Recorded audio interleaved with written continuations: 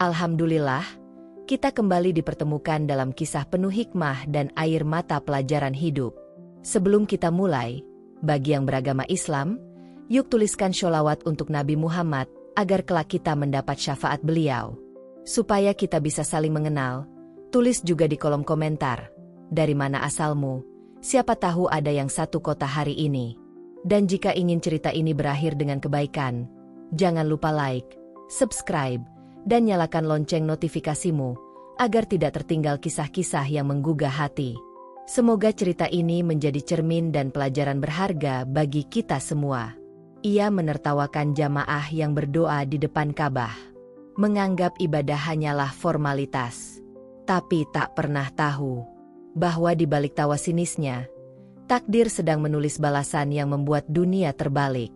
Apa yang sebenarnya terjadi saat ia pulang ke tanah air? Dan bagaimana tangan yang dulu angkuh, kini tak lagi bisa digerakkan? Tak berlama-lama lagi, inilah kisah tentang kesombongan yang dibalas dengan azab yang tak disangka. Langit sore di Bandara Soekarno-Hatta tampak memerah ketika rombongan jamaah umrah bersiap untuk berangkat menuju Tanah Suci. Di antara hiruk-pikuk doa dan air mata perpisahan keluarga, berdirilah seorang pria berusia 35 tahun bernama Rizal. Ia dikenal sebagai pemandu wisata religi yang sudah belasan kali memimpin perjalanan umrah. Dengan kemeja putih rapi dan gaya bicara yang meyakinkan, Rizal tampak percaya diri, bahkan sedikit angkuh. Bagi banyak jamaah baru, sosok Rizal terlihat berwibawa dan tegas. Tapi bagi mereka yang sudah mengenalnya lebih lama, Rizal menyimpan sisi yang berbeda.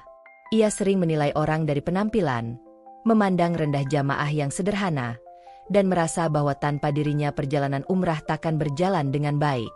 Di antara jamaah kali itu, ada seorang pria tua bernama Pak Marzuki. Tubuhnya kurus, kulitnya legam terbakar matahari, dan bajunya sederhana. Setiap kali berbicara, nada suaranya lembut dan penuh hormat. Tapi entah mengapa, bagi Rizal, kehadiran orang seperti Pak Marzuki menjadi bahan ejekan. "Pak, kalau nanti di Mekah jangan lama-lama ya doanya. Jamaah lain juga mau gantian," ujar Rizal dengan nada menggoda, membuat beberapa orang tertawa canggung. Pak Marzuki hanya tersenyum kecil, menundukkan kepala, seolah tak ingin mempermalukan siapapun. Namun di balik senyum itu, ada doa lirih yang hanya Allah yang tahu isinya. Rombongan pun berangkat. Di dalam pesawat, Rizal duduk di bangku depan bersama asisten tur, sementara jamaah duduk berdesakan di bagian belakang. Dari tempatnya, Rizal sesekali menatap ke arah mereka dengan pandangan puas, seperti seorang raja kecil di tengah rakyatnya. Ia bahkan bergumam pelan, "Kalau bukan karena aku, mereka mungkin tersesat di bandara." Namun di saat yang sama, seorang ustaz pembimbing dalam rombongan, Ustaz Rahman, memperhatikan tingkah Rizal. Ia mendekati pria itu dan berkata dengan lembut, "Rizal, jangan remehkan orang yang pergi untuk beribadah. Kau tidak tahu siapa di antara mereka yang lebih dekat dengan Allah." Rizal hanya terkekeh kecil. "Ah, Ustaz terlalu serius. Saya cuma bercanda." Ustaz Rahman menatapnya dalam diam, seperti merasakan sesuatu yang akan terjadi di kemudian hari. Di langit yang semakin gelap, pesawat perlahan meluncur menuju Arab Saudi. Di antara suara mesin dan lantunan doa, Rizal memejamkan mata tanpa rasa takut, padahal takdir sudah menulis sesuatu yang kelak akan mengguncang hidupnya. Begitu pesawat mendarat di Jeddah, seluruh jamaah bergegas turun dengan mata berbinar. Rasa lelah selama perjalanan panjang seolah sirna berganti haru. Udara panas menyambut mereka. Namun bagi para jamaah, hawa itu justru terasa suci. Banyak yang meneteskan air mata begitu menjejak tanah yang selama ini hanya mereka bayangkan dalam doa. Namun di tengah suasana penuh syukur itu, Rizal justru menunjukkan wajah datar. Ia memeriksa daftar nama jamaah sambil memegang pengeras suara. "Bapak-bapak, ibu-ibu, ayo cepat, jangan banyak berhenti. Ini baru sampai, bukan waktunya nangis." Serunya keras, membuat beberapa jamaah saling pandang dengan perasaan tidak enak. Pak Marzuki yang berjalan paling belakang memegangi koper tuanya yang roda satunya patah.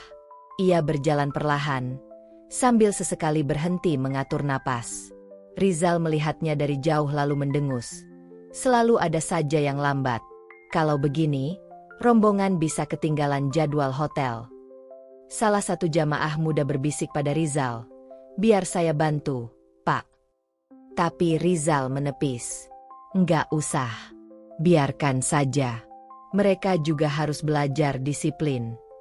Kata-katanya dingin, menusuk, dan menghapus semangat di wajah jamaah lain. Setibanya di Mekah, rombongan menuju Masjidil Haram. Di sana, suasana benar-benar menggetarkan.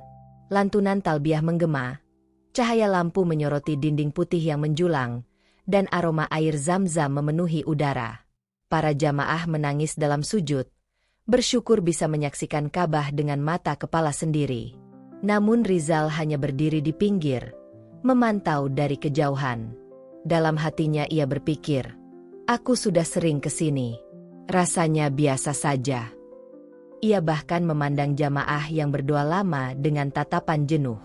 Saat itulah, ia melihat Pak Marzuki berdiri sangat dekat di depan Ka'bah. Pria tua itu memejamkan mata, tangan terangkat, air mata mengalir deras di pipinya. Mulutnya bergerak perlahan, menyebut nama Allah dengan suara bergetar. Ia tak peduli hiruk-pikuk di sekitarnya, seolah dunia berhenti berputar hanya untuknya. Beberapa jamaah lain menunduk, ikut terharu melihat ketulusan itu. Tapi Rizal justru mendengus pelan, merasa jengkel. Dari tadi saja belum selesai. Doanya sepanjang apa sih? Orang-orang kayak gini yang bikin jadwal berantakan, gumamnya, tanpa sadar ucapannya didengar oleh seorang jamaah wanita di sampingnya. Wanita itu menatapnya kecewa dan berkata pelan, "Mas, hati-hati bicara. Di tempat suci ini, semua ucapan didengar langit." Namun Rizal hanya mengangkat alis, pura-pura tidak peduli. Ia melangkah menjauh, menyembunyikan rasa tidak nyaman yang tiba-tiba muncul di dadanya. Malam itu, setelah semua jamaah kembali ke hotel, Rizal duduk sendirian di lobi. Ia memainkan ponsel, membuka media sosial, tertawa melihat unggahan temannya tentang gaya hidup mewah di Tanah Suci.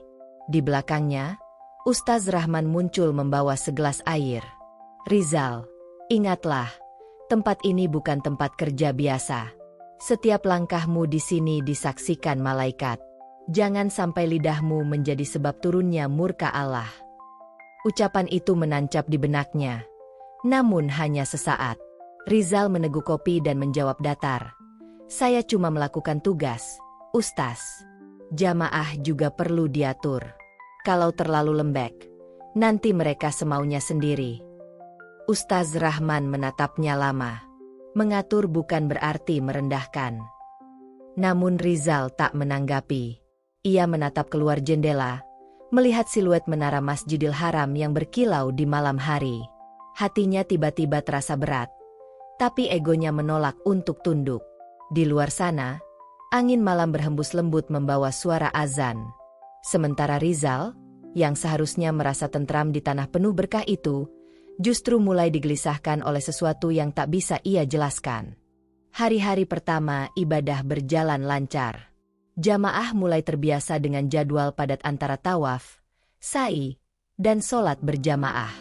Namun di balik ketenangan rombongan itu, sikap Rizal semakin berubah. Entah karena lelah atau karena hatinya sudah dipenuhi kesombongan, ia menjadi cepat marah dan mudah menuduh orang lain ceroboh. Suatu pagi, sebelum subuh, jamaah berkumpul di lobi hotel untuk berangkat menuju Masjidil Haram. Udara Mekah masih sejuk. Jalanan dipenuhi jamaah dari berbagai negara. Saat semua sudah siap, Rizal memeriksa daftar kehadiran. Ia menyadari satu nama belum muncul, Pak Marzuki. Wajah Rizal menegang. "Sudah jam segini masih di kamar? Orang lain sudah siap dari tadi," gerutunya kesal. Ia pun menyuruh salah satu kru naik memanggil. Tak lama kemudian, Pak Marzuki muncul sambil tersenyum, membawa sandal dan sajadah kecil. "Maaf, Nak Rizal, saya tadi sholat tahajud dulu. Niatnya biar tak merepotkan nanti." Rizal menatapnya tajam. Kalau semua orang tahajud seenaknya, nanti rombongan ketinggalan. Disiplin itu penting. Katanya keras hingga membuat beberapa jamaah lain menunduk tak enak. Pak Marzuki diam, menunduk, lalu beristighfar pelan. Sepanjang perjalanan menuju masjid, suasana jadi canggung. Rizal berjalan di depan dengan langkah cepat, sementara jamaah mengikuti di belakang dalam diam. Di dekat area tawaf, Rizal berdiri sambil memberi instruksi dengan nada tinggi. Ia mengatur arah jamaah, memarahi mereka yang salah jalur, dan bahkan menegur seorang ibu yang menangis karena kehilangan sandal. "Bu, ini bukan tempat untuk drama. Fokus ibadah," bentaknya tajam. Ustaz Rahman menegur lembut dari belakang. "Rizal, perlakukan jamaah seperti keluargamu. Kita tidak tahu perjuangan mereka untuk sampai ke sini." Namun Rizal menjawab dingin, "Saya tahu tugas saya, Ustaz. Kalau semua dituruti emosinya, jadwal kita berantakan." Menjelang zuhur, terik matahari di pelataran masjid begitu menyengat. Rizal berdiri di bawah payung besar sambil memegang radio komunikasi. Dari kejauhan, ia melihat Pak Marzuki masih duduk di depan Ka'bah, berdoa dengan tangan menengadah tinggi. Jamaah lain sudah bubar, tapi Pak Marzuki tak beranjak. Rizal melangkah mendekat dengan wajah kesal. "Pak, ayo cepat. Sudah waktunya makan siang. Jangan bikin repot. Nanti saya yang disalahin kalau ada yang tertinggal." Pak Marzuki menoleh perlahan. Wajahnya penuh ketenangan. "Sebentar saja, Nak. Saya sedang berdoa agar Allah mengampuni semua yang ada di sini, termasuk engkau." Kata-kata itu membuat Rizal terdiam sejenak. Tapi egonya terlalu tinggi untuk mengaku tersentuh. Ia menatap tajam, lalu berlalu tanpa menoleh lagi. Malam harinya, di hotel, Rizal duduk di balkon kamar, memandangi lampu-lampu kota Mekah. Suara azan Isya menggema lembut, tapi batinnya justru terasa gelisah. Ia mengingat wajah Pak Marzuki saat berdoa, kalimatnya, dan ketenangan yang terpancar dari matanya. Namun sebelum hatinya sempat melunak, telepon dari kantor tur masuk. Suara atasannya terdengar keras. "Rizal, besok ada rombongan baru datang. Kau harus siapkan pengaturan ulang. Jangan sampai ada keluhan seperti kemarin. Aku dengar ada jamaah yang menangis karena kau bentak." Nada itu membuat amarah Rizal kembali naik. Ia memukul meja kecil di depan balkon. "Orang-orang itu terlalu sensitif.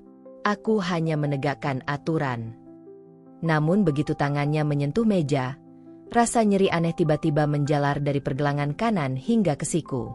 Ia meringis, mengira hanya kram karena kelelahan. Tapi malam itu, rasa sakit itu tidak juga hilang. Di luar, bulan menggantung di atas menara masjid, menyinari kota yang tak pernah tidur. Di dalam kamar, Rizal mulai bergulat dengan rasa yang belum pernah ia rasakan, perih di tangan, dan resah di hati. Sesuatu seolah sedang mendekat perlahan, menunggu waktu untuk menegur kesombongannya dengan cara yang tidak bisa dihindari. Rizal terbangun sebelum subuh dengan rasa berat di lengan kanannya. Ia mencoba menggerakkan jarinya, namun seperti diselimuti kabut tebal, mati rasa, dingin, dan kaku. Ia menggeliat pelan, mengira hanya salah tidur. Tapi semakin digerakkan, rasa nyeri semakin tajam, menjalar hingga ke bahu. Ia menghela napas keras, memijatnya perlahan sambil menggumam, "Mungkin kurang tidur saja." Setelah menelan obat penghilang nyeri, Rizal bangkit, mengenakan seragam pemandunya, dan turun ke lobi untuk memimpin jamaah salat subuh. Begitu sampai, ia melihat para jamaah sudah berkumpul.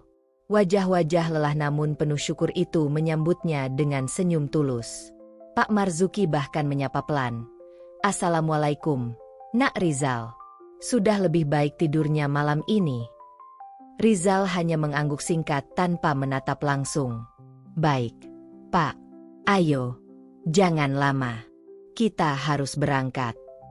Mereka berjalan beriringan menuju Masjidil Haram. Langit Mekah masih gelap kebiruan, diterangi lampu-lampu putih yang menggantung di sepanjang jalan. Suara langkah jamaah bercampur lantunan talbiyah yang lembut. Namun di tengah ketenangan itu, Rizal merasakan denyutan aneh di tangannya setiap kali ia menggenggam tas panduan. Ia menahannya, enggan menunjukkan kelemahan di depan siapapun. Setelah subuh, Rizal duduk sendirian di pelataran masjid.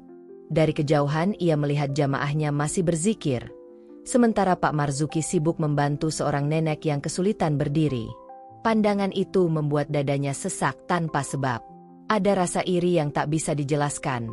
Iri pada ketenangan yang terpancar dari orang-orang sederhana itu. Menjelang siang, rombongan bersiap untuk ziarah ke Jabal Rahmah. Perjalanan panjang di tengah terik padang pasir membuat semua orang kelelahan. Rizal terus berbicara lewat mikrofon bus, menjelaskan sejarah tempat-tempat suci, namun sesekali kehilangan keseimbangan nada suaranya. Tangan kanannya semakin kaku, membuatnya sulit menggenggam mikrofon. Ia berpindah menggunakan tangan kiri, menyembunyikan rasa panik dengan tawa tipis. "Bapak Ibu, kita sebentar lagi sampai di Jabal Rahmah. Tempat ini diakini sebagai tempat bertemunya Nabi Adam dan Siti Hawa setelah terpisah lama. Jadi kalau ada yang mau berdoa minta jodoh, boleh dicoba," candanya. Beberapa jamaah tertawa kecil, tapi suara Rizal terdengar berat, seperti terpaksa. Saat bus berhenti, ia melangkah turun, tapi tubuhnya sedikit oleng. Di puncak bukit, jamaah satu persatu menengadahkan tangan, berdoa dalam diam. Angin padang pasir berhembus lembut, membawa debu halus dan aroma tanah panas. Rizal berdiri agak jauh, memperhatikan mereka dengan ekspresi yang sulit dibaca. Ia mencoba mengangkat tangan kanannya untuk berdoa, namun tangannya tak mau naik. Hanya bahu yang bergerak, tapi lengan tetap menggantung lemas di sisi tubuh. Wajahnya pucat. Ia menunduk, pura-pura merapikan tas. Dari ujung mata, ia melihat Pak Marzuki menoleh ke arahnya. Pria tua itu tersenyum lembut, seolah mengerti sesuatu yang bahkan Rizal belum sadari. Malam harinya di hotel, Rizal memandangi tangannya di depan cermin. Warna kulitnya tampak lebih pucat, uratnya menonjol, dan jari-jarinya mulai sulit diluruskan. Ia mencoba mengetik pesan pada ponsel, tapi huruf-hurufnya berantakan. Panik mulai menggerogoti pikirannya. Ia memanggil salah satu asisten tur, pura-pura santai. "Kayaknya tangan saya keseleo. Tolong belikan balsem di apotek bawah." Asisten itu mengangguk, tapi matanya sempat melihat getar aneh di wajah sang pemandu. Rizal menutup pintu kamar dan bersandar pada dinding. Suara azan Isya menggema dari masjid di kejauhan. Namun kali ini, suara itu membuat dadanya terasa berat. Ia ingat setiap kata-kata kasar yang pernah ia lontarkan. Ia ingat wajah jamaah yang menangis karena bentakannya. Dan terutama, ia teringat mata teduh Pak Marzuki yang selalu memandangnya tanpa benci, seolah tahu bahwa kesombongan hanya sementara. Rizal menatap tangannya yang tak lagi kuat menggenggam, lalu berbisik pelan, "Apa ini peringatan? Ya Allah!" Tapi sebelum kesadarannya menembus kejujuran, pikirannya menolak. Tidak, ini pasti karena kurang istirahat. Hanya kelelahan. Namun jauh di dalam hati, Rizal tahu, tanda itu bukan kebetulan. Sebuah teguran halus telah dikirimkan, tapi ia memilih menutup mata. Dan sejak malam itu, setiap kali ia mencoba tidur, ia mendengar bisikan samar di telinganya, suara doa yang dulu pernah ia hina di depan Ka'bah. Malam di Mekah itu begitu tenang. Di luar hotel, angin gurun berembus lembut membawa aroma tanah yang kering, bercampur wewangian minyak kasturi dari jamaah yang baru pulang ibadah. Tapi di dalam kamar Rizal, suasana terasa berbeda. Hening, tapi bukan hening yang menenangkan, melainkan sepi yang menakutkan. Rizal duduk di tepi ranjang, menatap tangan kanannya yang kini hampir tak bisa digerakkan. Jari-jarinya membeku dalam posisi setengah menggenggam, seperti berusaha meraih sesuatu tapi terhenti di tengah jalan. Ia mencoba menekan-nekan ototnya, tapi tak ada respon. Urat biru muncul di bawah kulit, membuat tangannya tampak seperti tangan orang jauh lebih tua. Ia menatap cermin di depannya, wajahnya pucat, mata cekung karena kurang tidur. Ia merasa ada sesuatu yang menekan dadanya, bukan sakit fisik, tapi rasa takut yang ia tolak untuk diakui. Ini cuma kelelahan. Iya, kelelahan. Gumamnya, menenangkan diri sendiri. Tapi suaranya bergetar. Ketukan pelan di pintu memecah keheningan. Ketika Rizal membuka, tampak Pak Marzuki berdiri di ambang pintu, mengenakan baju ihram putih sederhana. Di tangannya ada gelas berisi air zam-zam. "Nak Rizal, saya dengar dari kamar sebelah kalau engkau tidak turun makan malam. Saya bawakan air zam-zam. Semoga membantu." Rizal tersenyum kaku. "Ah, terima kasih, Pak. Tidak apa-apa, saya cuma pegal sedikit." Pak Marzuki mengangguk pelan, menatap tangan Rizal yang menggantung kaku di sisi tubuh. Kalau tubuh menolak digerakkan, mungkin bukan karena lelah. Kadang, itu cara Allah menegur agar hati juga ikut bergerak.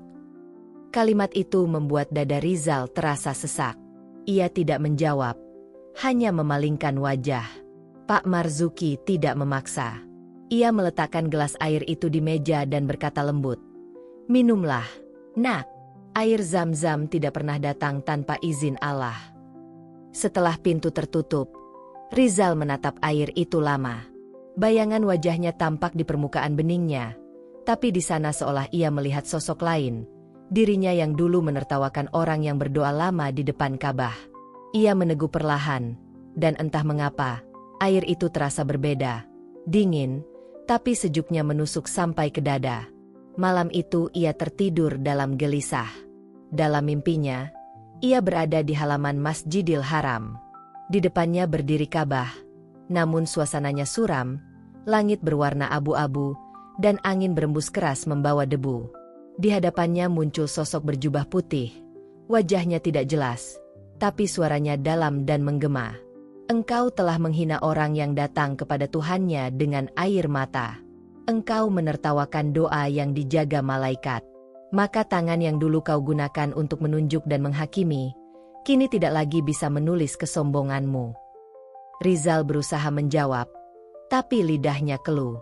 Ia mencoba berlari, namun tubuhnya tak bergerak. Tiba-tiba, dari arah belakang terdengar suara ratusan jamaah berdoa bersama. Suara itu bergemuruh seperti ombak yang menabrak dinding Ka'bah. Di tengah suara itu, ia mendengar satu nama disebut dengan jelas. Namanya sendiri. "Ya Allah, ampunilah Rizal yang telah lalai." Suara itu milik Pak Marzuki. Lembut, tapi mengguncang. Rizal berusaha menoleh, tapi cahaya menyilaukan memenuhi pandangannya. Ia terbangun dengan napas terengah. Keringat dingin menetes dari pelipis. Suara azan subuh baru saja berkumandang. Ia menatap sekeliling kamar, memastikan itu hanya mimpi.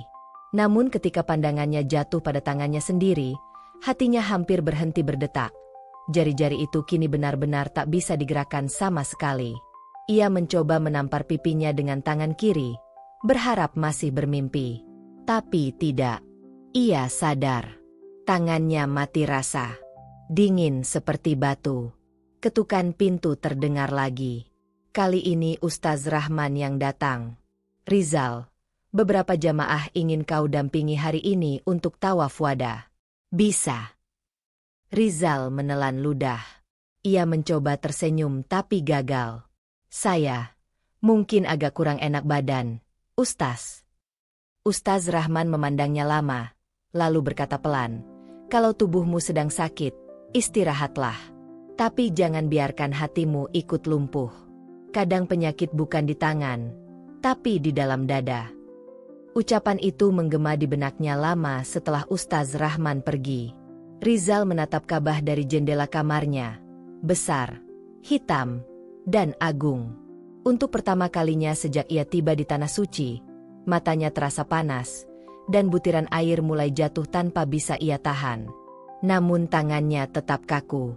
Ia ingin berdoa, tapi bahkan untuk mengangkat tangan pun, ia tak sanggup lagi. Malam itu, suara azan Isya terdengar jauh lebih dalam dari biasanya. Rizal duduk sendirian di tepi ranjang, menatap jari-jarinya yang tak lagi berguna, sementara di luar sana, jamaah lain menengadahkan tangan mereka tinggi ke langit. Dan di dalam hatinya, Rizal tahu, doa-doa itu sedang berbicara tentang dirinya. Sejak hari itu, perubahan pada Rizal semakin terlihat jelas. Jamaah yang dulu takut padanya kini justru menatapnya dengan iba. Ia tidak lagi berjalan cepat memberi perintah, tidak lagi berteriak lewat pengeras suara.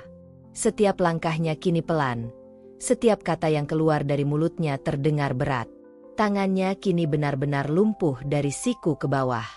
Ia tidak bisa menulis, menggenggam, atau bahkan merapikan kancing bajunya sendiri. Dalam diam, ia mulai menolak bantuan orang lain, karena di hatinya masih tersisa sisa-sisa gengsi yang belum sepenuhnya padam. Malam-malam di Mekah terasa semakin panjang. Rizal lebih banyak duduk di dekat jendela kamarnya, menatap cahaya masjid yang berkilau di kejauhan. Ia sering mendengar lantunan doa jamaah lain yang mengalir dari pengeras suara. Setiap kali mendengarnya, hatinya terasa diremas. Ia ingin bergabung, tapi sesuatu di dalam dirinya masih menahan. Suatu malam, saat jamaah lain tertidur, Rizal turun ke lobi hotel. Ia berjalan perlahan menuju Masjidil Haram seorang diri. Udara malam gurun terasa dingin, namun langkahnya tetap mantap. Begitu sampai di halaman masjid, ia menatap Ka'bah yang berdiri megah dalam cahaya lampu putih. Untuk pertama kalinya, ia merasa begitu kecil, seperti sebutir debu di hadapan kebesaran Allah. Ia duduk di sudut masjid, berusaha mengangkat tangan untuk berdoa, tapi lengan kanannya tetap tak bergerak. Air matanya mengalir pelan. Ia menunduk dalam, lalu berkata lirih, "Ya Allah, kalau ini teguran MU, aku menerima. Tapi tolong, jangan kau ambil kesempatan hamba untuk memperbaiki diri." Di sekelilingnya, jamaah dari berbagai negara tengah khusyuk beribadah. Salah satu di antaranya, seorang pria tua asal India, menoleh melihat Rizal yang menangis sendirian. Ia mendekat, lalu menepuk bahu Rizal dengan lembut. "Brother," ucapnya dengan aksen berat, "this place is mercy, not punishment. If your heart is alive, Allah is near." Kalimat sederhana itu membuat Rizal terisak. Ia menatap pria itu dengan mata sembab, lalu menunduk lagi. Malam itu, untuk pertama kalinya, ia tidak merasa sendirian. Namun perjalanan rohaninya belum selesai. Keesokan harinya, jamaah bersiap pulang ke Indonesia. Rizal berusaha menjalankan tugasnya seperti biasa, tapi tubuhnya semakin lemah. Di bandara, beberapa jamaah membantunya membawa tas, termasuk Pak Marzuki yang tak pernah menaruh dendam. "Terima kasih, Pak," ucap Rizal dengan suara parau. Pak Marzuki menatapnya dengan senyum tulus. "Tidak perlu berterima kasih, Nak. Semua yang terjadi di dunia ini punya maksud. Kadang Allah tidak menghukum, hanya mengingatkan." Rizal menatap wajah tua itu lama sekali, lalu menunduk dalam. "Saya sudah banyak salah, Pak." Pak Marzuki hanya menggeleng pelan. "Kalau engkau sadar, berarti Allah masih sayang." Pesawat mengudara meninggalkan tanah suci.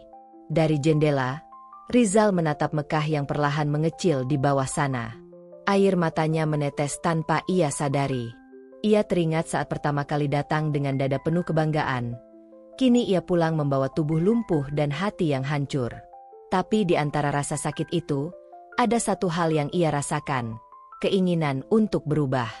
Namun jalan menuju perubahan tidak pernah mudah. Setibanya di Jakarta, Rizal langsung dilarikan ke rumah sakit karena tangannya membengkak. Dokter menyarankan pemeriksaan saraf. Setelah serangkaian tes, hasilnya mengejutkan. "Pak Rizal," kata dokter dengan nada hati-hati, "kami tidak menemukan penyebab pasti. Tidak ada luka, tidak ada patah tulang, tapi saraf di tangan kanan Anda tidak berfungsi. Ini aneh." Rizal hanya terdiam. Ia tahu jawabannya bukan di laboratorium atau hasil scan, tapi di langit. Dalam hati ia bergumam lirih, "Bukan aneh, Dok, ini peringatan." Hari-hari setelah itu, Rizal menjalani terapi. Namun semakin ia mencoba memulihkan, semakin sering ia mengalami mimpi aneh. Dalam mimpinya, ia selalu berada di depan Ka'bah, berusaha mengangkat tangan kanan untuk berdoa, tapi tangannya tetap kaku.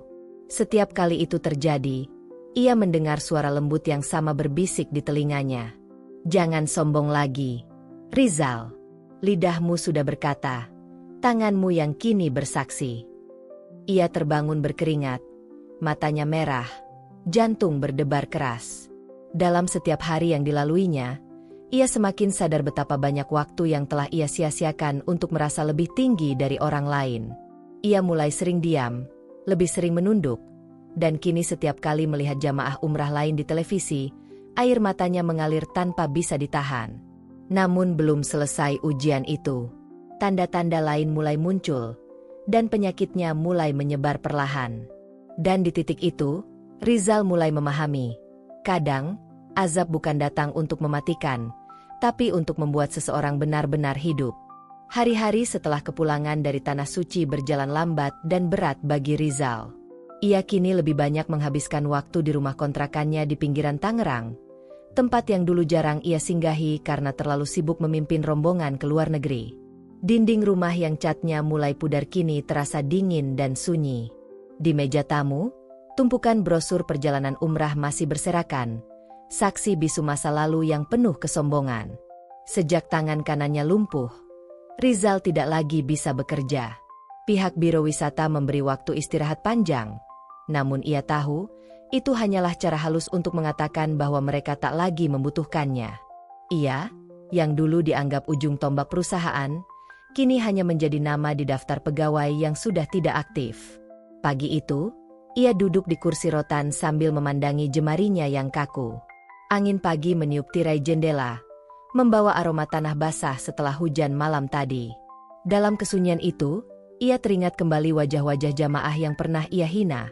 Seorang ibu muda yang ia bentak karena menangis di depan Ka'bah, seorang bapak tua yang ia ejek karena salah membaca doa, dan tentu saja, Pak Marzuki, yang tetap mendoakannya bahkan saat ia mempermalukannya di depan orang lain.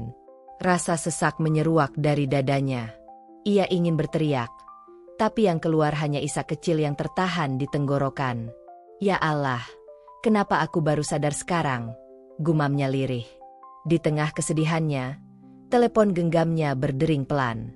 Nomor asing muncul di layar. Dengan tangan kiri, ia menjawab, "Assalamualaikum. Apakah ini Pak Rizal?" "Waalaikumsalam. Iya, saya sendiri." "Dengan siapa?" "Saya Adnan, jamaah yang ikut rombongan Bapak terakhir ke Mekah. Kami mau mengadakan tahlil kecil di rumah Pak Marzuki. Beliau baru saja wafat subuh tadi." Suara di ujung telepon itu menembus jantungnya seperti pisau. Rizal terdiam beberapa detik sebelum menjawab pelan, "Innalillahi wa inna ilaihi raji'un." Air matanya menetes tanpa henti. Sosok yang dulu ia hina kini telah pergi, sementara dirinya masih hidup, terikat pada tubuh yang tak lagi berfungsi sempurna. Sore itu, meski dengan kesulitan, Rizal memaksakan diri datang ke rumah duka. Rumah Pak Marzuki berada di ujung gang kecil, dikelilingi pohon pisang dan pagar bambu. Begitu ia tiba, para tetangga menyapanya sopan, tak banyak bicara. Di ruang tamu yang sempit, jenazah Pak Marzuki terbujur tenang, wajahnya teduh seperti sedang tidur. Rizal duduk di sampingnya, menatap wajah tua itu dengan pandangan bergetar. Ia mengulurkan tangan kirinya, menyentuh kain kafan perlahan. "Pak, maafkan saya. Saya sudah terlalu sombong. Saya lupa, di hadapan Allah kita semua sama." Seorang pria muda yang duduk di sebelahnya, rupanya anak almarhum, menatap Rizal dengan mata berkaca. "Ayah sering menyebut nama Bapak. Katanya, Bapak pemandu yang keras tapi punya hati baik. Hanya belum sadar." Rizal menunduk. Air matanya jatuh di punggung tangan sendiri. Ia tak sanggup menjawab apapun. Dalam hatinya, ia berjanji akan menjalani hidupnya dengan cara berbeda. Setelah tahlil selesai, Rizal pulang malam itu dengan langkah tertatih. Langit tampak gelap tanpa bintang, dan udara terasa lebih dingin dari biasanya. Ia membuka pintu rumah, masuk dalam gelap, lalu terduduk di lantai, memandangi tangannya yang lumpuh. "Engkau sudah menegurku lewat penyakit, lewat kehilangan, dan lewat kematian orang yang aku hina," bisiknya. Tapi mengapa engkau masih membiarkan aku hidup? Mungkin karena engkau ingin aku belajar benar-benar rendah hati. Hari-hari berikutnya, Rizal mulai rajin ke masjid kecil di dekat rumah. Meski hanya bisa berwudu dengan satu tangan, ia tetap datang 5 waktu. Ia sering duduk paling belakang, mengamati anak-anak muda yang belajar mengaji, sesekali tersenyum saat mendengar tawa mereka. Dalam hatinya, ia menemukan ketenangan yang dulu tak pernah ia rasakan, ketenangan yang datang dari menerima. Namun ujian belum berhenti di situ. 2 bulan setelah kepulangan, rasa kebas mulai menjalar ke tangan kirinya. Awalnya hanya kesemutan, tapi lama-lama menjadi kaku seperti tangan kanannya. Dokter menyarankan pemeriksaan lanjutan, tapi hasilnya tetap sama, tidak ada penyebab medis yang jelas. Suatu malam, ketika ia berbaring menatap langit-langit rumah, Rizal mendengar suara hujan pelan di luar. Di tengah suara air yang menetes, ia teringat mimpinya di Mekah. Suara itu kembali datang, lembut namun dalam. Jika tanganmu sudah tidak bisa berbuat, gunakan hatimu untuk bersujud. Rizal menangis keras malam itu. Tangis yang bukan karena sakit, tapi karena kesadaran yang datang terlambat. Ia akhirnya mengerti, Allah tak pernah ingin menghancurkannya, hanya ingin membawanya pulang ke arah yang benar. Dalam diam, ia menatap jari-jari yang membiru. Aku tak punya tangan lagi, ya Allah, tapi aku masih punya lidah untuk beristighfar, dan hati untuk mencintai MU.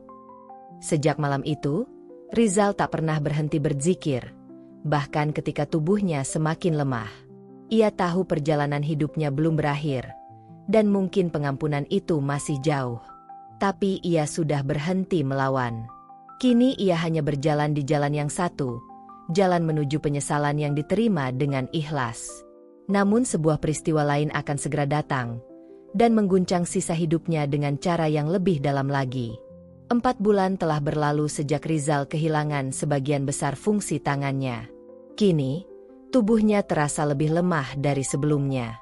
Dokter memvonis penyakit saraf langka yang lambat laun bisa menjalar ke seluruh tubuh.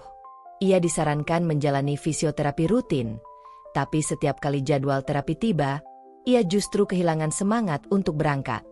Bukan karena takut, tapi karena hatinya sudah lelah berjuang dengan tubuh yang tak lagi patuh. Rumah kecilnya semakin sepi.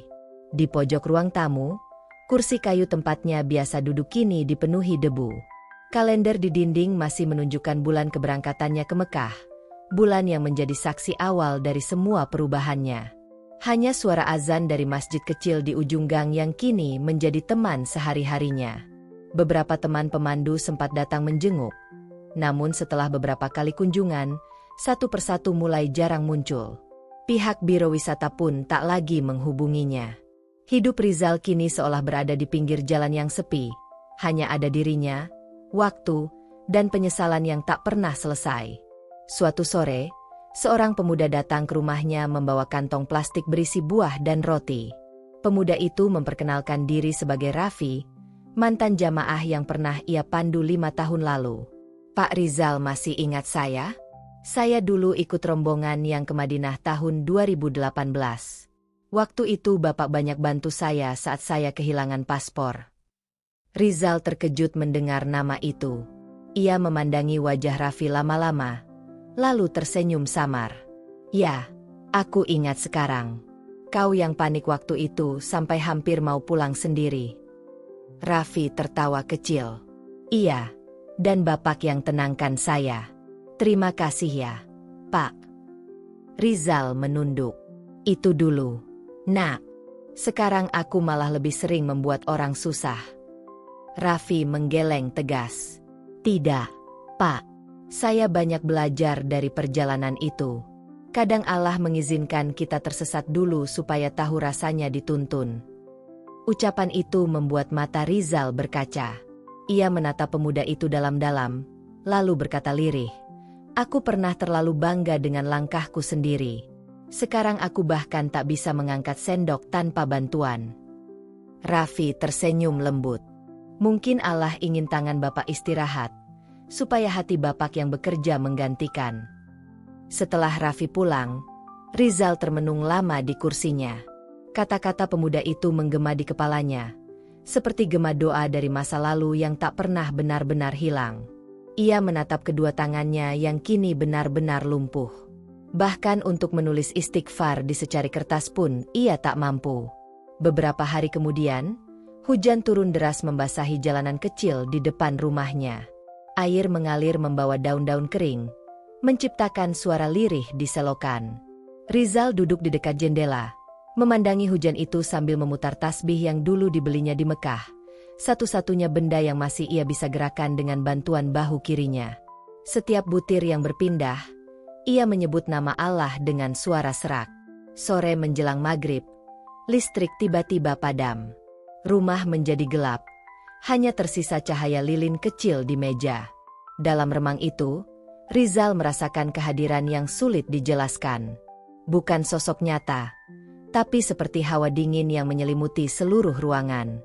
Dari sudut pandang matanya yang kabur oleh cahaya lilin, ia seperti melihat bayangan putih di dekat pintu. Samar, namun nyata. Bayangan itu bergerak perlahan, lalu berhenti di depannya. Dalam hati, Rizal tak merasa takut. Justru ada rasa damai yang aneh, seperti bertemu seseorang yang sudah lama dinanti. Ia menutup mata, dan dalam kegelapan, terdengar suara lembut yang ia kenal. Rizal, masih ingatkah kau bagaimana dulu kau menertawakan doa yang panjang di depan Ka'bah? Rizal tak menjawab. Air matanya mengalir tanpa suara. Suara itu melanjutkan, doa itu bukan milik orang yang kau hina, tapi milikmu sendiri yang belum sempat kau ucapkan. Rizal terisak. Ia mencoba berbicara, namun lidahnya keluh. Suara itu kembali berbisik, kau masih punya waktu, bukan untuk meminta sembuh, tapi untuk kembali. Tiba-tiba, lilin di meja padam tertiup angin. Gelap menyelimuti ruangan sepenuhnya. Hanya suara hujan yang terdengar di luar, dan napas Rizal yang tersengal di dalam. Dalam kegelapan itu, ia merasakan sesuatu yang belum pernah ia rasakan. Ketenangan. Bukan ketenangan yang membuatnya lega, tapi yang membuatnya pasrah. Beberapa jam kemudian, listrik menyala. Raffi, yang datang membawa makanan malam, menemukan Rizal tertidur di kursinya. Wajahnya tenang, bibirnya sedikit terbuka seperti sedang tersenyum. Tangannya masih menggenggam tasbih. Satu butir berhenti di tengah kalimat subhanallah. Raffi menatapnya lama. Ia tahu, pria itu tidak sedang tidur, tapi juga tidak mati. Nafasnya masih ada, namun sangat pelan, seperti orang yang sedang berbicara dengan sesuatu yang tak terlihat. Ia duduk di sampingnya, membaca surah Yasin perlahan. Ketika ayat terakhir selesai, Rizal membuka matanya perlahan, menatap Raffi dengan pandangan lembut. Terima kasih sudah datang, nak, katanya pelan. Kalau besok aku tak bisa bicara, tolong doakan aku, bukan supaya sembuh, tapi supaya diterima. Malam itu, langit Tangerang diselimuti hujan tanpa henti. Di rumah kecil itu, seorang pemandu yang dulu sombong kini tinggal sendirian dengan tubuh yang lemah, tapi hatinya mulai hidup kembali. Namun perjalanan batinnya belum selesai.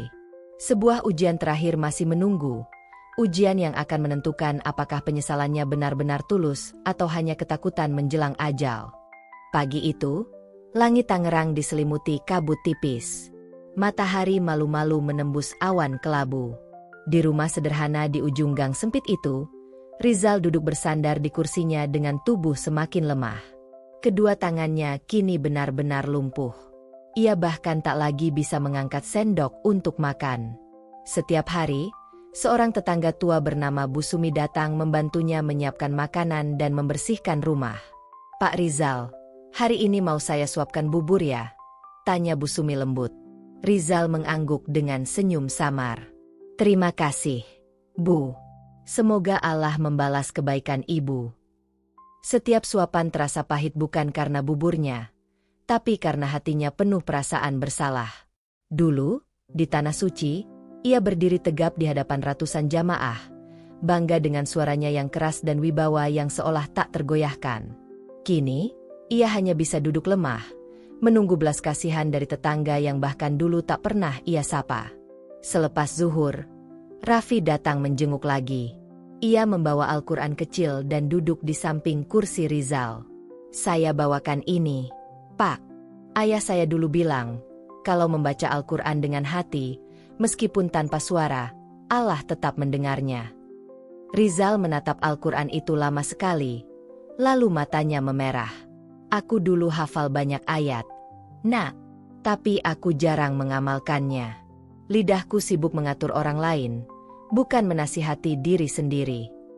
Raffi tersenyum tenang. "Mungkin sekarang waktunya Bapak mendengarkan, bukan berbicara." Hari-hari berlalu dalam keheningan. Rizal mulai mengisi waktunya dengan mendengarkan lantunan ayat dari radio tua. Setiap kali suara murotal menggema, matanya meneteskan air mata tanpa henti. Kadang ia menggumam pelan mengikuti ayat-ayat yang masih ia ingat, tapi suaranya sering terhenti di tengah jalan karena tenggorokan kering. Malam itu, setelah Isya, hujan kembali turun deras. Angin bertiup kencang, menampar jendela rumah dengan ranting dan dedaunan. Rizal duduk sendiri di kursinya. Lampu minyak di meja bergoyang tertiup angin. Dalam cahaya temaram itu, pikirannya melayang kembali ke hari ketika ia menegur Pak Marzuki dengan suara tinggi di depan Ka'bah. Ia masih ingat setiap kata, setiap nada sombong yang keluar dari mulutnya. "Pak, jangan lama-lama, yang lain juga mau gantian." Suara itu menggema di kepalanya seperti gema azan di ruang kosong.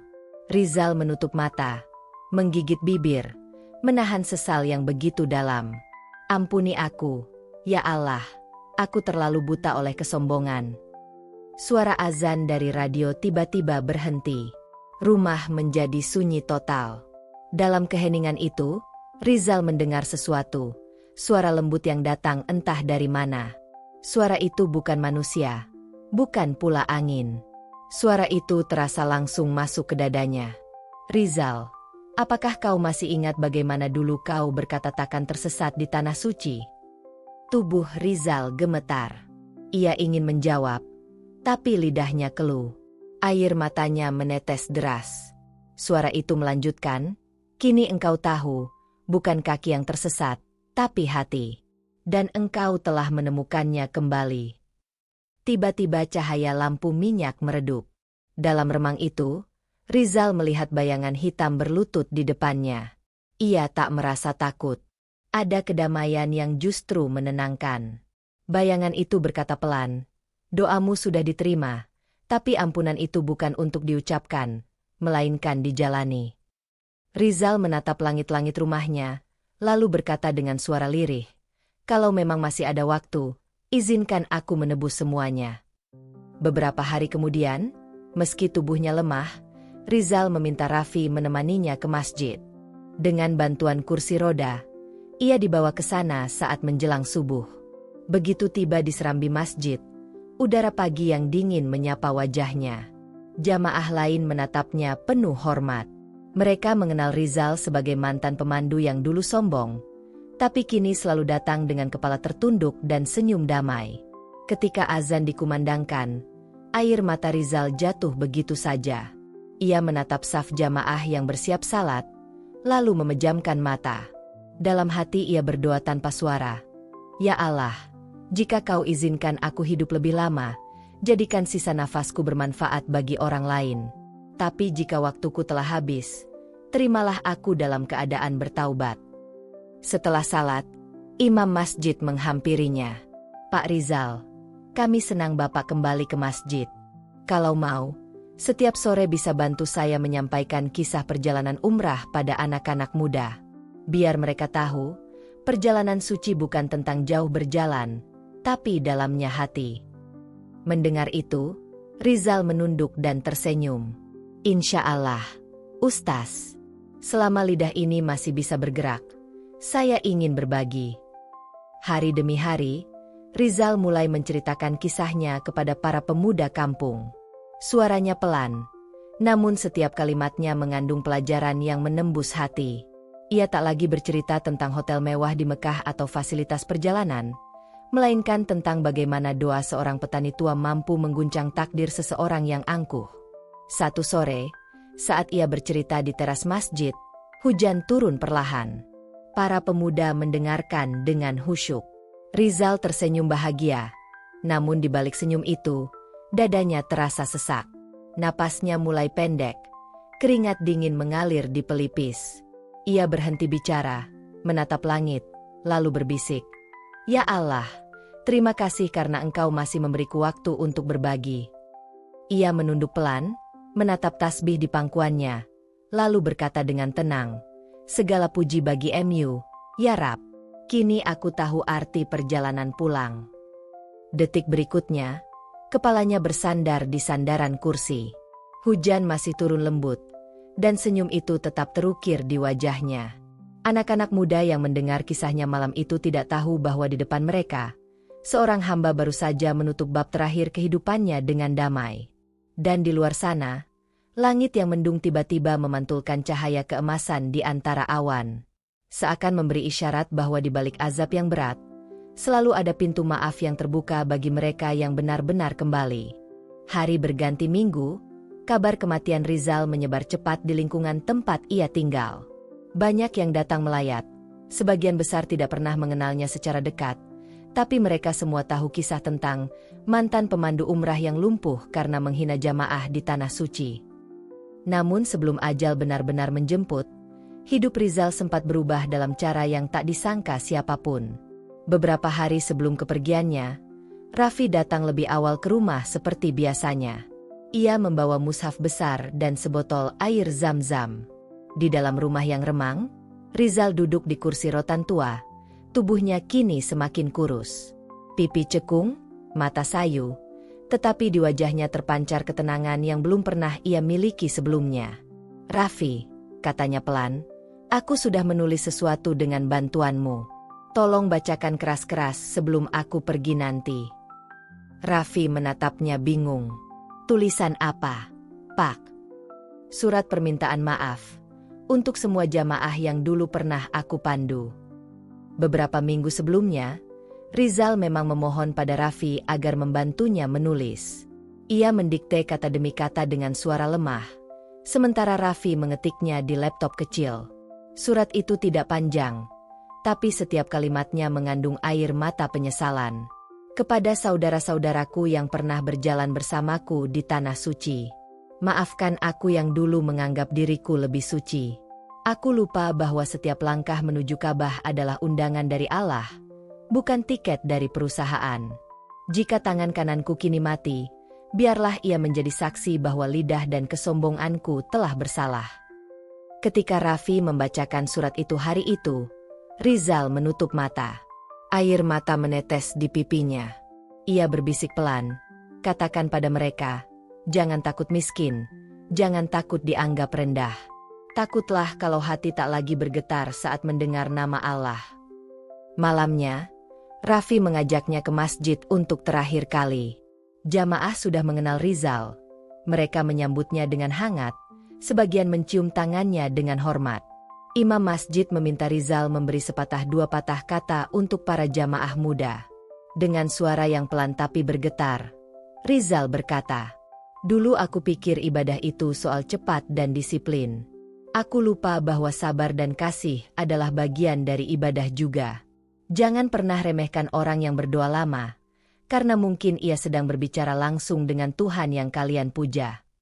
Suasana masjid mendadak hening. Banyak yang meneteskan air mata. Selesai berbicara, Rizal meminta izin untuk duduk lebih lama di saf belakang. Ia ingin menyelesaikan zikirnya sendiri. Raffi menemaninya, duduk di sebelah kanan. Mereka berdua berzikir hingga jamaah lain pulang. Ketika jam menunjukkan hampir tengah malam, Rizal menatap Ka'bah kecil di dinding depan masjid, gambar yang biasa dipajang di atas mihrab. Ia tersenyum tipis. "Aku pernah melihatnya langsung," katanya pelan. "Dan sekarang, aku ingin melihatnya lagi, tapi bukan dengan mata." Raffi menatapnya. "Apa maksud Bapak?" Rizal menggeleng. "Besok, kalau aku tak bangun lagi, jangan tangisi aku. Aku sudah lama menunggu undangan pulang yang sebenarnya. Raffi terdiam. Ia tidak tahu harus berkata apa. Keesokan paginya, suara azan subuh menggema lembut. Bu Sumi datang membawa sarapan dan menemukan pintu rumah Rizal tidak terkunci. Begitu masuk, ia melihat tubuh Rizal masih duduk di kursi yang sama, kepala bersandar ke kanan, wajahnya tersenyum damai. Di pangkuannya, sebuah tasbih tergeletak dengan butiran terakhir berhenti di kata Alhamdulillah. Raffi datang tak lama setelah itu. Ia memeluk tubuh lemah itu sambil menahan tangis. Di meja, ia menemukan secari kertas bertuliskan tulisan yang ia kenali. Raffi, terima kasih sudah menolong orang sepertiku. Jangan berhenti bercerita tentang kebesaran Allah. Karena setiap cerita bisa menjadi doa bagi orang lain yang tersesat seperti aku dulu. Pemakaman Rizal dilakukan siang itu juga. Banyak yang datang, termasuk beberapa jamaah dari luar kota yang pernah ia pandu. Di antara kerumunan, seorang pria tua berpeci putih berdiri sambil membawa tongkat, saudara sepupu almarhum Pak Marzuki. Ia berbisik kepada Raffi, ayahku dulu pernah berkata, Allah selalu memulangkan orang yang sombong dengan cara yang membuatnya sujud. Sekarang aku melihatnya sendiri. Raffi menunduk, matanya berkaca-kaca. Ia membaca surah Yasin di samping liang lahat hingga selesai. Saat ayat terakhir terucap, angin bertiup lembut, menjatuhkan satu helai daun mangga ke atas tanah kubur yang masih basah. Langit sore itu bersih, seakan hujan yang mengguyur semalam telah mencuci udara. Di kejauhan, suara azan asar terdengar samar. Raffi berdiri memandangi nisan sederhana bertuliskan nama, Rizal bin Rahman. Ia tersenyum kecil dan berkata pelan, engkau dulu menuntun orang ke tanah suci, tapi akhirnya Allah sendiri yang menuntunmu ke arah yang paling suci. Ketika Raffi berjalan pulang melewati jalan berdebu, hatinya terasa hangat. Ia tahu, kisah Rizal akan terus diceritakan. Bukan tentang azab yang menakutkan, tapi tentang kasih Tuhan yang tak pernah berhenti menunggu hambanya kembali.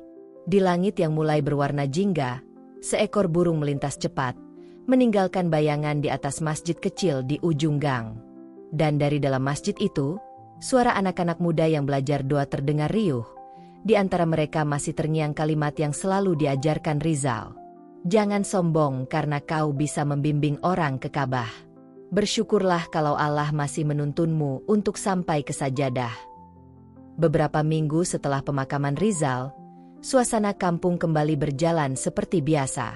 Anak-anak berlarian di jalan tanah yang becek seusai hujan, para ibu menjemur pakaian di halaman, dan para bapak duduk di warung kopi sambil berbincang tentang harga beras yang naik. Tapi di antara semua rutinitas itu, ada sesuatu yang tak lagi sama. Seolah udara di sekitar masjid kecil di ujung gang itu menyimpan sesuatu yang sulit dijelaskan. Sejak kepergian Rizal, masjid itu mendadak lebih ramai dari biasanya. Anak-anak muda yang dulu hanya datang saat tarawih, kini mulai rajin menghadiri pengajian sore. Mereka duduk melingkar sambil mendengarkan Raffi, yang kini dipercaya menjadi pembimbing remaja masjid. Di hadapannya, ada selembar kertas lusuh bertuliskan, Kisah dari seorang pemandu. Tulisan itu adalah salinan dari surat terakhir Rizal, yang kini disimpan Raffi sebagai kenangan sekaligus pengingat. Pak Rizal pernah bilang, ujar Raffi dengan suara pelan, setiap perjalanan adalah ujian. Kalau kau sombong, Allah tak perlu mengirim musuh, cukup mengembalikanmu pada dirimu sendiri. Semua yang hadir terdiam. Kata-kata itu sederhana tapi mengguncang. Bagi sebagian dari mereka, Rizal dulu hanyalah kabar yang mereka dengar sepintas. Seorang pemandu umrah yang kena azab karena menghina jamaah. Tapi setelah mendengar kisah lengkapnya, pandangan itu berubah. Mereka kini melihatnya sebagai sosok yang tersesat tapi akhirnya pulang dengan cara yang paling indah. Dengan taubat yang benar-benar lahir dari kesadaran, bukan ketakutan. Raffi menatap wajah-wajah muda itu. Dia sering bilang, tangan yang lumpuh bisa jadi anugerah kalau itu membuat hati mulai hidup. Kadang Allah menonaktifkan satu bagian tubuh agar seluruh jiwa bisa bekerja kembali. Seorang pemuda di antara mereka mengangkat tangan, bertanya dengan nada lirih. Bang, jadi, azab itu bisa jadi bentuk kasih juga, Ya. Raffi tersenyum samar. Iya. Azab itu bukan selalu hukuman. Kadang itu pelukan keras dari Tuhan, supaya kita berhenti lari. Setiap kali matahari tenggelam, sinar keemasan menyapu halaman masjid itu. Dan entah kenapa, setiap kali azan maghrib berkumandang, suara muazin seperti terdengar lebih merdu dari sebelumnya. Banyak warga percaya, sejak Rizal meninggal, masjid mereka menjadi lebih hidup. Ada ketenangan yang sulit dijelaskan, seolah doa-doa yang dulu tertahan kini mengalir bebas dari setiap sudut ruangan. Beberapa minggu kemudian, sebuah paket datang dari Jakarta untuk Raffi. Pengirimnya adalah biro perjalanan tempat Rizal dulu bekerja. Di dalamnya terdapat sebuah kotak kayu kecil dan surat resmi dari manajer biro. Kami menemukan barang milik almarhum Rizal di laci kantornya.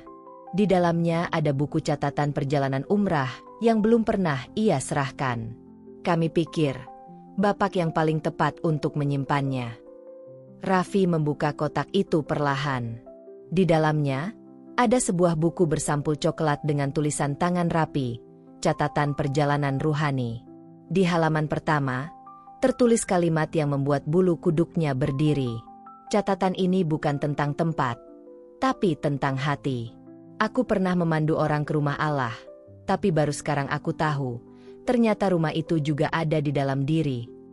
Raffi menutup buku itu perlahan, menatap langit-langit masjid yang kini diterangi cahaya lampu temaram. Dalam hatinya, ia merasa seperti mendengar suara Rizal berbicara lagi. Ia memutuskan untuk membaca catatan itu setiap malam Jumat dan menjadikannya bahan renungan bersama jamaah. Malam pertama pembacaan catatan itu menjadi momen yang tak terlupakan. Hujan turun pelan di luar, menetes di atap seng. Sementara di dalam masjid, suara Raffi bergema lembut membaca tulisan almarhum. Aku dulu membentak seorang jamaah yang berdoa lama di depan Ka'bah. Aku lupa bahwa mungkin doa itu sedang menyelamatkan seseorang. Mungkin bahkan aku sendiri. Kini aku tahu, tidak ada doa yang sia-sia. Hanya hati yang belum siap mendengar jawabannya. Semua yang hadir menangis malam itu. Beberapa jamaah perempuan di belakang menutup wajah dengan mukena, sementara para lelaki diam menunduk, tenggorokan mereka tercekat.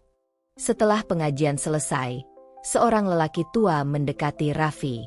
Ia memperkenalkan diri sebagai teman lama Rizal di kantor biro. Saya ikut rombongan terakhirnya dulu, katanya lirih. Waktu di Madinah, saya pernah dengar dia bicara sendiri di depan Masjid Nabawi. Katanya, andai Allah mau, aku ingin ditinggalkan di sini sebagai pelajaran bagi yang lain. Saya tidak tahu maksudnya waktu itu, tapi sekarang saya paham. Raffi menatap lelaki itu lama, lalu menjabat tangannya erat. Terima kasih sudah datang, Pak. Kisahnya tidak akan saya biarkan hilang. Malam semakin larut. Masjid perlahan kosong. Raffi duduk sendirian di saf paling depan, memandangi mimbar kayu yang dipenuhi pantulan cahaya lilin kecil.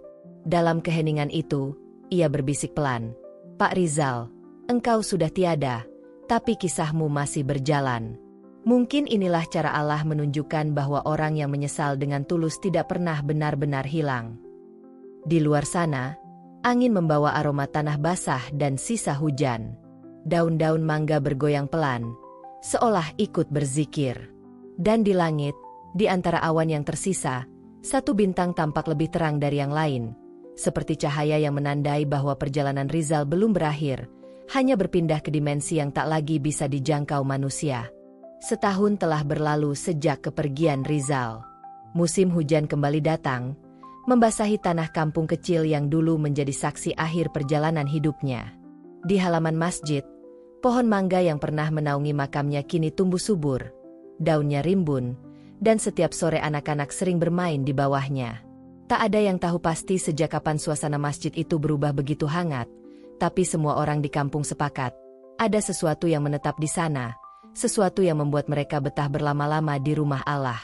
Raffi, yang kini menjadi guru ngaji tetap di masjid itu, membuka setiap pertemuan dengan kalimat yang selalu sama. Anak-anakku, kalian tahu kenapa kita belajar bukan hanya dari Al-Quran tapi juga dari kisah orang-orang terdahulu? Karena setiap kesalahan bisa menjadi jembatan menuju cahaya. Bahkan kisah tentang orang yang jatuh bisa menuntun kita untuk tidak ikut tersesat.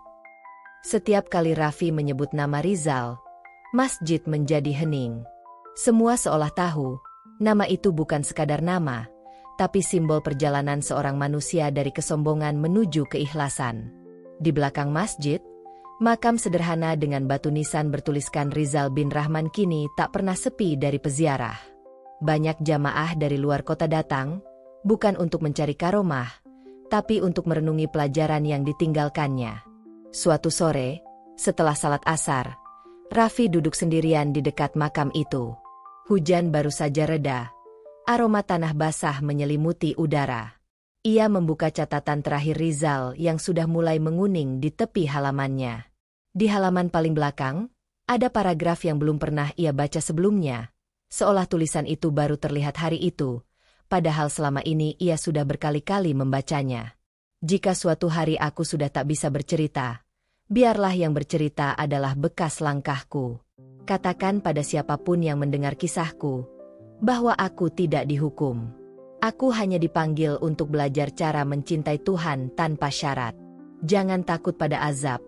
Takutlah kalau kau tak lagi peduli pada hati yang mulai beku. Raffi menutup buku itu perlahan, lalu menatap langit yang mulai memerah.